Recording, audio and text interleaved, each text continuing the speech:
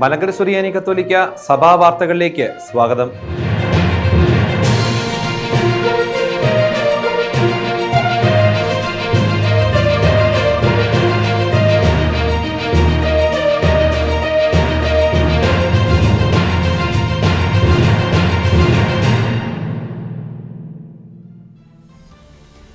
മധ്യപൂർവ്വദേശങ്ങളിലെ വെടിനിർത്തൽ പ്രഖ്യാപനത്തിൽ സന്തോഷമറിയിച്ചും കൂടുതൽ പ്രാർത്ഥനകൾ അഭ്യർത്ഥിച്ചും മാർപ്പാപ്പ.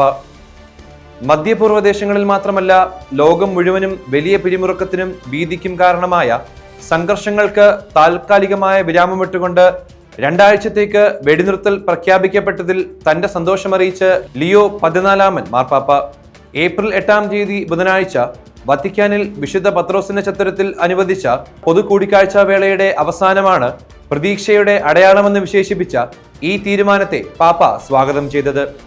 പ്രശ്നങ്ങൾക്ക് പരിഹാരം കണ്ടെത്താൻ ചർച്ചകളിലൂടെ സാധിക്കൂ എന്ന് ഓർമ്മിപ്പിച്ചുകൊണ്ട് യുദ്ധം അവസാനിപ്പിക്കാൻ വേണ്ടി സംവാദങ്ങൾ പുനരാരംഭിക്കാൻ പരിശുദ്ധ പിതാവ് അഭ്യർത്ഥിച്ചു. UAE-യിൽ വിശുദ്ധവാര ശുശ്രൂഷകൾ നടത്തപ്പെട്ടു. UAE മലങ്കര സുറിയാനി കത്തോലിക്ക സഭയുടെ വടക്കൻ എമിറേറ്റിലെ ദുഃഖവെള്ളിയാഴ്ച ശുശ്രൂഷകൾ ഫാദർ ജോൺ തുണ്ടിയത്ത് കോറോപ്പിസ്കോപ്പയുടെ നേതൃത്വത്തിൽ April 3 Ras al Khaimah saint Anthony of Padua ദേവാലയത്തിൽ വെച്ച് നടത്തപ്പെട്ടു. Sharjah, Dubai, Ras al Khaimah, Fujairah എന്നീ ഇടവകകളിൽ നിന്നുള്ള വിശ്വാസികൾ ശുശ്രൂഷകളിൽ പങ്കെടുത്തു. വൈദിക പട്ടം സ്വീകരിച്ചു.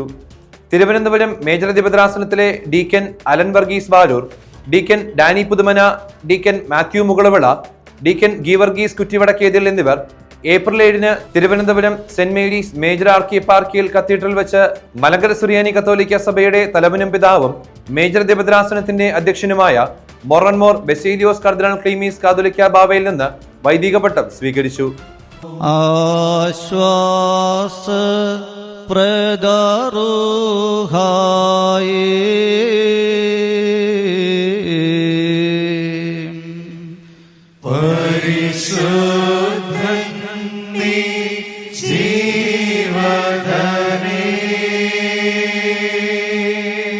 ഞങ്ങൾ കരുള പേട്ടോരാ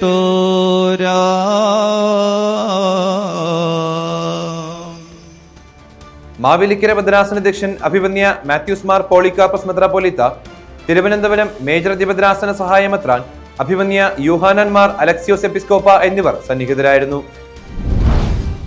പൂനെ കട്കി സെന്റ് എഫ്രൈം ഭദ്രാസനത്തിനു വേണ്ടി deacon Johnson Venmantharayil, deacon Geevarghese Thekkeparambil എന്നിവർ April 9 Pathanamthitta saint Peter's cathedral വെച്ച് പൂനെ കട്കി ഭദ്രാസനാധ്യക്ഷൻ അഭിവന്യ മാത്യൂസ് മാർ പക്കോമിയോസ് മെത്രാപ്പോലീത്തയിൽ നിന്ന് വൈദിക പട്ടം സ്വീകരിച്ചു.